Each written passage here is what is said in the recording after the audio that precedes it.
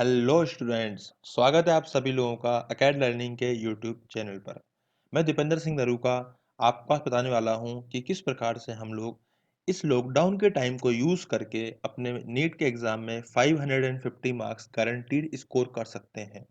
तो बेटा बहुत ही इंपॉर्टेंट ये आज का लेक्चर होने वाला है। इसको आप पूरा ध्यान से सुनिएगा और लास्ट तक सुनिएगा। एक एक पॉइंट इसके अंदर नोट डाउन करने लायक है, तो आप उसको पॉइंट्स को नोट डाउन भी कीजिएगा और हर एक चीज़ को लास्ट तक सुनिएगा। आपको कई सारी चीज़ें ऐसी ऐसी लगेंगी जैसा जो आपको लगेगा कि हाँ, ये तो मैंने सुनी हुई है, कोई नई बात नहीं है। और कई सारी बातें ऐसी होंगी जो आपने पहली बार सुनेंगे या पहली बार आप लोग सीखने वाले हैं। तो मैं हर एक पॉइंट पे यहाँ पे एक एक करके आऊँगा और यहाँ पे पढ़ाई से संबंधित पॉइंट के अलावा मैं आपके वो सब पॉइंट्स भी लूँगा जो इनडायरेक्टली आपकी पढ़ाई को इफ़ेक्ट करते हैं। तो स्कोर करने के लिए बेटा हमें डायरेक्ट और इनडायरेक्ट सारे पॉइंट्स को मद्देनज़र रखना पड़ता है। तो सबसे पहले हम लोग बात करते हैं, मैं आपसे छोटा-सा निवेदन करना चाहता हूँ कि अभी इस पैंडेमिक के टाइम पे आप लोग प्लीज़ अपने घर में रहिए, सेफ रहिए, सुरक्षित रहिए। घर से बाहर निकलोगे तो दिक्कत होगी। लेकिन सर घर में रहना है तो घर में रह के करेंगे क्या? पूरा दिन हमारा टाइम खराब होता है या पढ़ाई नहीं होती है। तो बेटा आप लोगों के लिए मेन मकसद यही है कि अभी आप लोगों का एग्ज़ाम है, कब है उसका कुछ पता नहीं है, उसके ऊपर हम एनालिसिस करेंगे और मैं आपको जल्दी एक वीडियो दूँगा उसके अंदर कि कब अपना एग्ज़ाम हो सकता है according to government guidelines. But फिलहाल हम लोग यही बात करेंगे कि जब तक ये डिले हो रहा है, इस टाइम को हम लोग यूज़ कर सकते हैं और अच्छा स्कोर हम लोग नीट के अंदर कर सकते हैं। आप लोग बाकी बच्चों से बहुत ज़्यादा लकी हो क्योंकि हर साल इस टाइम तक आते-आते बच्चों के अंदर प्रेशर एग्ज़ाम का प्रेशर बहुत ज़्यादा बढ़ चुका होता है और अगर ये कोरोना नहीं होता तो आपके दिमाग में भी बहुत अच्छा प्रेशर आ चुका होता कि हमारा बहुत जल्दी एग्ज़ाम आने वाला है। बट अभी आप लोगों का एग्ज़ाम नहीं है और कब तक नहीं है इसका हम लोगों को कोई आइडिया नहीं है। बट हमारे पास टाइम है, इस टाइम को आप यूटिलाइज़ कर सकते हो और इस टाइम्स को आप यूटिलाइज़ करके बहुत अच्छा स्कोर एग्ज़ाम में कर सकते हो। बेटा नीट के अंदर बेटा नीट के अंदर 550 प्लस मार्क्स लाने के लिए हम लोगों को बहुत सारे पॉइंट्स को ध्यान में रखना होगा। तो मैं एक एक करके शुरू करता हूँ। सबसे पहले मैं आपके सामने बात करने वाला हूँ कि आपको क्या करना है। सबसे पहले टास्क एंड गोल पे ध्यान देना है। सर टास्क एंड गोल कैसे? देखो मेरी बात ध्यान समझिएगा। सबसे पहले तो अपने गोल सेट कीजिए। आपको गोल सेट करना पड़ेगा। अगर आपके पास टारगेट नहीं होगा, अगर आपके पास डायरेक्शन नहीं होगी, तो आप लोग समझ नहीं पाएँगे कि आपको जाना किधर, कितनी स्पीड से जाना है, किधर जाना है, ये सब का पता नहीं चलेगा। इसीलिए सबसे इम्पोर्टेंट है कि आपके पास गोल होना चाहिए कि हमें कितने मार्क्स किस सब्जेक्ट में आने चाहिए। तो जैसा कि हम लोगों ने यहाँ 550 अबोव का बात करी है, तो इसीलिए मैं एक छोटा-सा एग्ज़ाम्पल ले रहा हूँ कि मान लीजिए जैसे हम लोग बायोलॉजी, फिज़िक्स और केमिस्ट्री में बाइफरकेट करते हैं सब्जेक्ट्स को। सबसे पहले बायोलॉजी। बायोलॉजी हमारा 360 मार्क्स का आएगा, केमिस्ट्री हमारा 180 मार्क्स का आएगा, फिजिक्स हमारा 180 मार्क्स का आएगा। तो चलो हम लोग अपने हिसाब से एक एग्जांपल लेते हैं कि बायोलॉजी को हम लोग मान लेते हैं कि इसमें हम लोगों को मिनिमम 300 मार्क्स चाहिए। अब ये डिपेंड करेगा, कुछ बच्चों के लिए कुछ किसी की बायो बहुत अच्छी नहीं होती है, किसी की बायो बहुत अच्छी होती है। तो मैं एक मेजोरिटी ले रहा हूँ क्योंकि मेजोरिटी ऑफ स्टूडेंट्स जो मेडिकल के होते हैं उनकी बायोलॉजी अच्छी होती है, ठीक ठाक होती है, तो 300 मार्क्स वो ला सकते हैं। बट उसके लिए कैसे पढ़ना है वो भी हम बात करेंगे। बट आपको टारगेट बनाना है कि हाँ हमें 300 मार्क्स बायोलॉजी में चाहिए ही चाहिए। इसी तरह से केमिस्ट्री में आपको 140 मार्क्स एटलीस्ट लाने होंगे ताकि आपके ऊपर फिजिक्स का बर्डन कम रहे और आपके आपके फिजिक्स में 110 मार्क्स आ जाए। अब कुछ-कुछ बच्चे ऐसे होते हैं जिनकी फिजिक्स अच्छी होती है, जो कहते हैं कि नहीं सर मैं आसानी से मैं 140 150 फिजिक्स में ला सकता हूँ या ला सकती हूँ। तो इन दैट केस आप केमिस्ट्री में अपने मार्क्स थोड़े कम कर सकते हो टारगेट वाले, या अगर आप दोनों में ला सकते हो तो बहुत अच्छी बात है। ज़रूरी है हमें 550 ही लाना हो। अगर हमारे 600 मार्क्स आ रहे हैं तो खराब नहीं है, 650 आ रहे हैं तो वो भी खराब नहीं है। Getting my point? तो बेटा अब हम स्टार्ट कर रहे हैं कि सबसे पहले हमें बनाना है, ये गोल बना लेना है। आपको गोल अपने हिसाब से बनाना है। फिर भी मैंने आपको एग्जांपल दे दिया कि ठीक है आप बायो में इतने मान सकते हैं, फिजिक्स में इतने मान सकते हैं, केमिस्ट्री में इतने मान सकते हैं। अब अगर ये आपके पास गोल्स होंगे, सबसे पहले आप क्या कीजिए, अपनी एक नोटबुक बनाइए या जो भी आपकी ऐसी बुक हो जिसके अंदर आप डेली के टास्क लिखते हो। अगर नहीं लिखते हो तो प्लीज़ अपनी एक बुक बनाइए, उस बुक के अंदर आप डेली के टास्क लिखिए। उन टास्क के अंदर, टास्क के ऊपर सबसे पहले आप फ्रंट पेज पे लिख दीजिए टारगेट आपके इस पेपर में, इस सब्जेक्ट में इतने मार्क्स चाहिए। सपोज आपको नीट 2020 में बायोलॉजी में 300 मार्क्स चाहिए तो उसको टारगेट बना के लिख दीजिए। फिजिक्स में इतने चाहिए उसका टारगेट बना के लिख दीजिए। केमिस्ट्री में इतना चाहिए उसको टारगेट बना के लिख दीजिए। तो बेटा ये बहुत इंपॉर्टेंट है।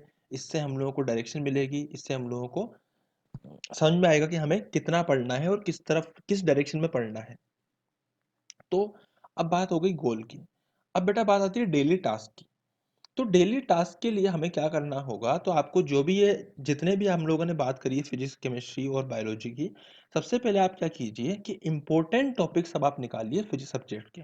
जैसे फिजिक्स में अगर मैं बात करता हूँ, तो फिजिक्स में आपका मॉडर्न बहुत इंपॉर्टेंट है, ऑप्टिक्स बहुत इंपॉर्टेंट है, सेमीकंडक्टर बहुत इंपॉर्टेंट है, और इलेक्ट्रोमैग्नेटिज्म जिसके अंदर इलेक्ट्रोस्टैटिक से लेकर करंट, इलेक्ट्रिसिटी, कैपेसिटर हो गया, उसके अंदर मैग्नेटिज्म हो गया, ईएमआई हो गया, इलेक्ट्रोमैग्नेटिक इंडक्शन, एसी हो गया और ईएम वेव हो गया। तो ये सारे पोर्शन को हम इलेक्ट्रोमैग्नेटिज्म बोल सकते हैं। ये अराउंड अराउंड 35% नीट वेटेज होता है इसका। मॉडर्न ऑप्टिक्स, सेमीकंडक्टर, इनका NEET weightage around around 23 to 26% होता है। तो इन दो पार्ट से बेटा मैंने एक पार्ट में लिया है ऑप्टिक्स, मॉडर्न और सेमीकंडक्टर, एक पार्ट में मैंने लिया है कंप्लीटली इलेक्ट्रोमैग्नेटिज्म। देखा जाए तो ये ऑलमोस्ट पूरा 12th का सिलेबस कंप्लीट हो गया है इसके अंदर। तो इस 12th के पोर्शन से ही हम लोग नीट में एक अच्छा खासा स्कोर कर सकते हैं। फिर भी अगर आपको थोड़ा बहुत और स्कोर करना है तो आप थर्मल फिजिक्स उठा सकते हैं। ये मैं आपको उस बेसिस पे बोल रहा हूँ कि आपके ऑलमोस्ट सभी सभी टॉपिक्स अगर अच्छे हैं तो आप ऐसा कर सकते हो। किसी बच्चे का जैसे मान लीजिए बेसिक मैथ्स बहुत अच्छी है, वो कहे कि सर मैं तो बेसिक मैथ्स से कर लूंगा। बेटा कर तो लोगे, बट उसका बेसिक मैथ्स से क्वेश्चंस बहुत ज़्यादा नहीं आते। क्वेश्चंस किससे ज़्यादा आते हैं? ऑप्टिक्स से, मॉडर्न से, इलेक्ट्रोमैग्नेटिज्म, सेमीकंडक्टर, थर्मल, इनसे। तो जिनसे क्वेश्चंस ज़्यादा आते हैं, आपको वो टॉपिक्स तो स्ट्रॉन्ग बनाने होंगे अपने अच्छे से, काफ़ी अच्छे से आपको वो टॉपिक्स स्ट्रॉन्ग बनाने होंगे। अब हम बात करते हैं कि सिमिलरली अगर मैं बायोलॉजी और केमिस्ट्री में बात करूं, तो बेटा सेम टाइप की चीज़ आपको बायोलॉजी और केमिस्ट्री में भी बाइफरकेट करनी पड़ेगी कि आपके किन किन टॉपिक्स से अच्छा स्कोर हो सकता है। जैसे मान लीजिए केमिस्ट्री में बात करें तो केमिकल बॉन्डिंग हो गया, इलेक्ट्रोकेमिस्ट्री हो गया, केमिकल काइनेटिक्स हो गया। तो इन सब से कुछ आप लोग इनऑर्गेनिक केमिस्ट्री के टॉपिक उठा सकते हो। इस तरीके से आप केमिस्ट्री में एक लिस्ट बना लीजिए कि हाँ ये टॉपिक मेरे स्ट्रॉन्ग है, ये टॉपिक मैं जैसे तैसे स्ट्रॉन्ग कर सकता हूँ या कर सकती हूँ। और उस लिस्ट को आप लोग अपने साथ में अपनी उस नोटबुक में लिख लीजिए कि मुझे फिजिक्स में ये टॉपिक पढ़ना है, मुझे केमिस्ट्री में ये टॉपिक पढ़ना है, और मुझे बायोलॉजी में ये टॉपिक पढ़ना है। जस्ट लाइक बायोलॉजी में इंपॉर्टेंट टॉपिक में मॉलिक्यूलर बेसिस ऑफ इनहेरिटेंस होता है, और सेल अपना होता है, मॉर्फोलॉजी ऑफ फ्लावरिंग प्लांट्स होता है, एनिमल किंगडम। बाकी आप लोग बायो के स्टूडेंट हो, आप लोग मुझसे ज़्यादा जानते हो कि बायोलॉजी में आपके लिए क्या ज़्यादा इंपॉर्टेंट होगा या क्या ज़्यादा स्कोरिंग होगा। फिर भी आप बायोलॉजी में, मैं ऐसा नहीं कह रहा हूँ कि आपको 4 टॉपिक के पढ़ने हैं, आपको 300 प्लस मार्क्स लेके आना है, तो उसके लिए आपको काफ़ी अच्छे से बायोलॉजी पढ़नी पड़ेगी। बेटा मैं फिजिक्स का फैकल्टी हूँ, फिर भी मैं बार बार आपके सामने बायोलॉजी की बात इसलिए कर रहा हूँ क्योंकि नीट में अच्छा स्कोर करने के लिए आपके तीनों सब्जेक्ट बैलेंस होने चाहिए, और बायोलॉजी आपके सबसे ज़्यादा इंपॉर्टेंट सब्जेक्ट में होता है और सबसे ज़्यादा स्कोरिंग सब्जेक्ट में होता है, और इजीली स्कोर किया जा सकता है। अगर आपको चीज़ें पता होंगी तो आप आसानी से टिक करके आंसर निकाल पाओगे। फिजिक्स में आपको टाइम कंज्यूमिंग होता है, केमिस्ट्री दोनों के बीच का पार्ट होता है। केमिस्ट्री में आप सॉल्व भी कर सकते हो, कई जगह सॉल्व करने की जरूरत भी नहीं पड़ती है। तो ये बातें तो हो गई सब्जेक्ट वाइज। तो सब्जेक्ट में क्या करना है बेटा, एक कॉपी बनाइए, मैंने आपको बताया आपको। आप टॉपिक की लिस्ट बनाइए, और उन टॉपिक्स को फिर आप सब टॉपिक्स में डिवाइड कीजिए कि आपको किस दिन कौन सा टॉपिक पढ़ना है। अभी मैं आपको एक हल्का सा वो आइडिया दे देता हूँ कि आपका जो नीट का एग्जाम है, आई डोंट थिंक वो 30 मई से पहले होगा। मैं ये 100% श्योरिटी से नहीं बोल रहा हूँ, फिर भी इसके बहुत ज़्यादा चांस है, आप 99% चांस मान लीजिए कि 30 मई से पहले आपका एग्जाम नीट का नहीं होगा। तो अब आपको ऐसा करना है कि आपके पास में ये अप्रैल के 5 दिन और आने वाले मई के 30 दिन आपके पास टाइम है। तो आपके पास 35 डेज का टाइम है। इन 35 डेज को आप की लिस्ट बनाइए। इन 35 डेज को आप पूरा मैनेज कीजिए कि मुझे किस दिन कौन सा टॉपिक पढ़ना है या किस दिन कौन सा टॉपिक रिवाइज करना है। Getting my point? तो बेटा अब हम आगे बढ़ते हैं किस चीज पर, अब हम आगे बढ़ते हैं कि पढ़ना कैसे है सर। तो बेटा पढ़ने के लिए सबसे इंपॉर्टेंट चीज जो होती है वो है टाइम मैनेजमेंट। टाइम मैनेजमेंट बहुत इंपॉर्टेंट फैक्टर है। तो टाइम मैनेजमेंट में अभी क्या हो रहा है ना, ये जो जब से कोरोना पेंडेमिक स्टार्ट हुआ है तब से एक नई बीमारी और लग गई लोगों को। ये बीमारी, कोरोना की बात नहीं कर रहा मैं, नेक्स्ट दूसरी बीमारी की बात कर रहा हूँ। बीमारी का नाम क्या है? वो है प्रोक्रेस्टिनेशन। मतलब चीजों को टालना। आलस तरह एक तरह से भर चुका है लोगों के अंदर, इतना भर चुका है ना। लोग सुबह उठते हैं लेट तक, जल्दी सो जाते हैं, दिन में भी सो लेते हैं और बाकी टाइम टीवी देख लेते हैं। थोड़ा बहुत जो काम होता है उसको डिले करते रहते हैं। क्यों? क्योंकि किसी को नहीं पता कब तक चलने वाला है, किसी को नहीं पता कि उसकी लाइफ के टारगेट क्या थे। जो भी थे वो सब तहस-नहस हो गए। तो लोग क्या है, बहुत ज़्यादा प्रोक्रेस्टिनेट होने लग गए हैं, करने लग गए हैं चीज़ों को, या फिर बहुत ज़्यादा आलसी होने लग गए हैं, आलसी स्वभाव के होने लग गए हैं। तो इस चीज़ से हमें बचना है। लोग हो सकते हैं किसी की शॉप है, अगर वो उसकी दुकान अगर मान लीजिए पिछले 1 डेढ़ महीने से बंद पड़ी है, तो जब भी ये लॉकडाउन खत्म होगा, वो दोबारा जाके शॉप ओपन कर देगा। उसके पास अभी के लिए करने को ऐसे कुछ नहीं हो सकता, बट आपके लिए है। आपके पास एक बहुत बड़ा एग्ज़ाम आपके सामने आने वाला है। आपकी किस्मत है कि वो एग्ज़ाम आपके सामने 1 महीना या डेढ़ महीना या इट मे बी पॉसिबल कि 2 महीना डिले हो चुका है। तो ये आपकी किस्मत है, इसको आपको यूटिलाइज़ करना है, इसको वेस्ट नहीं करना है।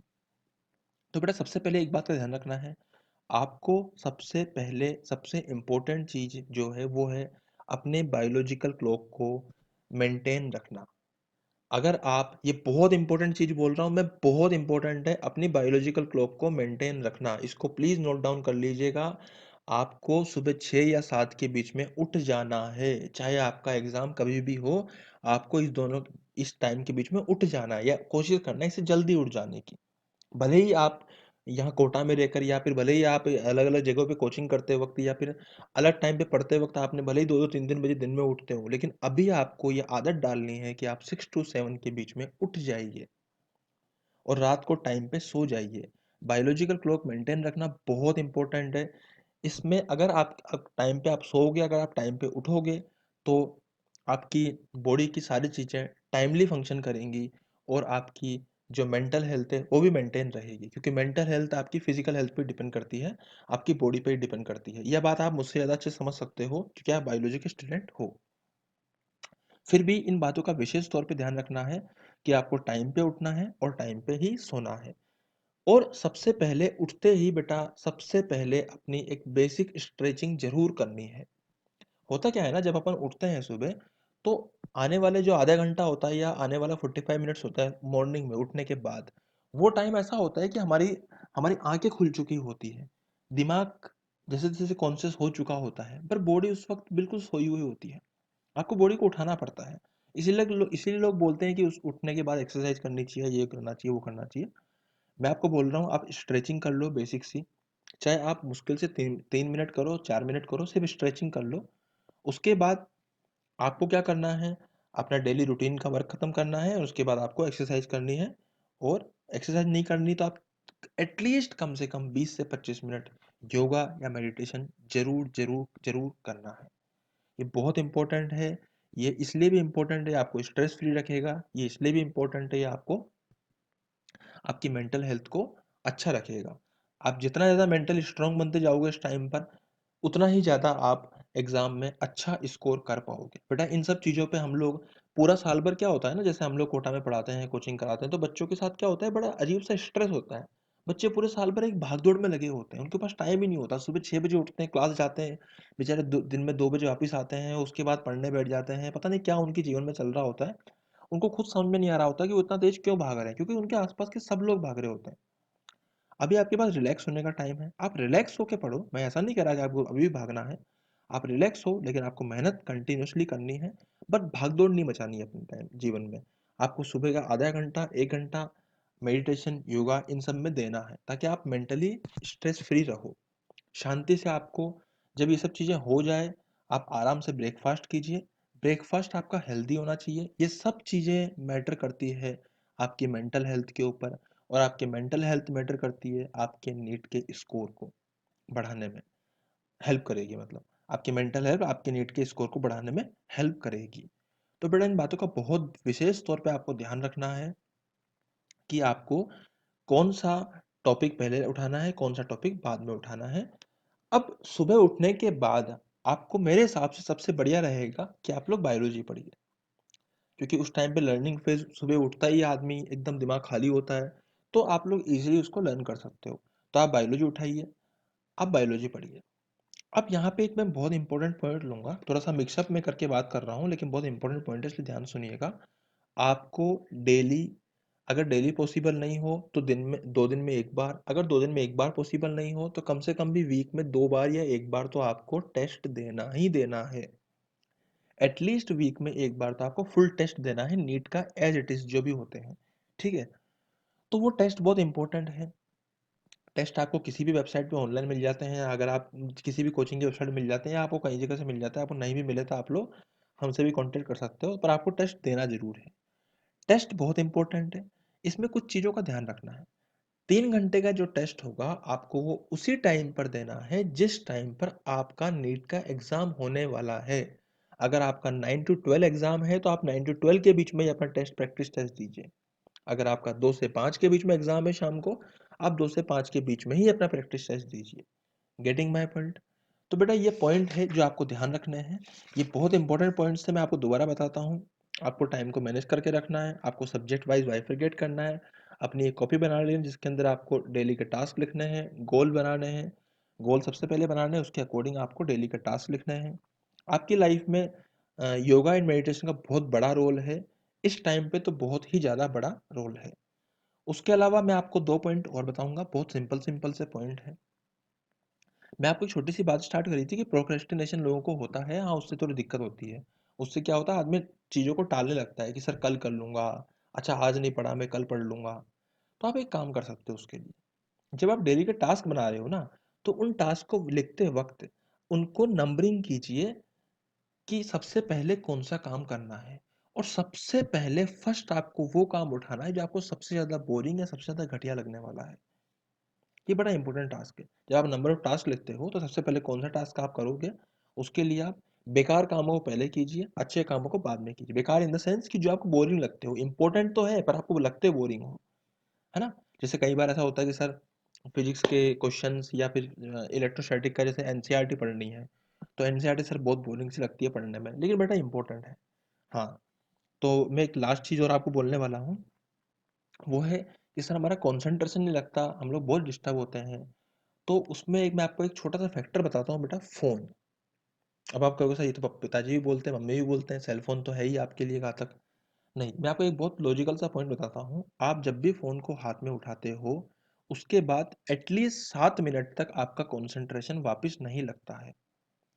आप अपने फ़ोन में जब सेटिंग में खोलोगे तो वहाँ वेलबीइंग आता है।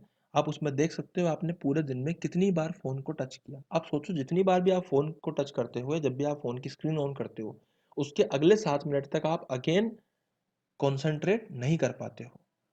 तो ये बात का बहुत विशेष तौर पे ध्यान रखना है। अपने फ़ोन के अंदर नो सोशल मीडिया ज़ोन डाल दीजिए, नो सोशल मीडिया टाइम डाल दीजिए या अपने डेली के टास्क में लिख दीजिए कि मुझे इतने टाइम तक तो फ़ोन को छेड़ना ही नहीं है। कोशिश कीजिए कि फ़ोन को छेड़ने का एक पर्टिकुलर टाइम हो और बाकी टाइम पे आप लोग सेल्फ स्टडी कीजिए। बहुत ज़्यादा ऑनलाइन स्टडी पे ध्यान मत दीजिए अभी। आप दे सकते हो अगर आपके टॉपिक ख़राब है तो, पर आपके टॉपिक अगर लगभग सब सही है तो आप बुक्स पे स्टडी कीजिए। हम लोग इवन आपको ऑनलाइन स्टडी प्रोवाइड कर रहे हैं, उसके बावजूद भी मैं कह रहा हूँ कि अगर आपके टॉपिक अच्छे हैं तो आपको ऑनलाइन स्टडी करने की अभी कोई ज़रूरत नहीं है। आप सिर्फ़ और सिर्फ़ अपनी सेल्फ स्टडी पे ध्यान दीजिए। अगर आपको किसी टॉपिक में दिक्कत है तो आप लोग किसी भी तरीके के ऑनलाइन प्लेटफ़ॉर्म को यूज़ कर सकते हो। आप हमारे प्लेटफ़ॉर्म को भी यूज़ कर सकते हो। हम लोग आपको फ़ोर्स नहीं करेंगे कि आप हमारे ही प्लेटफ़ॉर्म को यूज़ कीजिए, बट हम आपको कुछ बातें बताएँगे कि हमारे वीडियो क्वालिटीज़ और जो टीचिंग क्वालिटीज़ है वो काफ़ी बेहतर है। आप उनको यूज़ कर सकते हो, देख सकते हो, सीख सकते हो, डाउट पूछ सकते हो। तो अच्छा लगा अगर आपको तो प्लीज़ सब्सक्राइब कीजिए, शेयर कीजिए, लाइक कीजिए। Thank you so much. Happy learning, सीखते रहिए।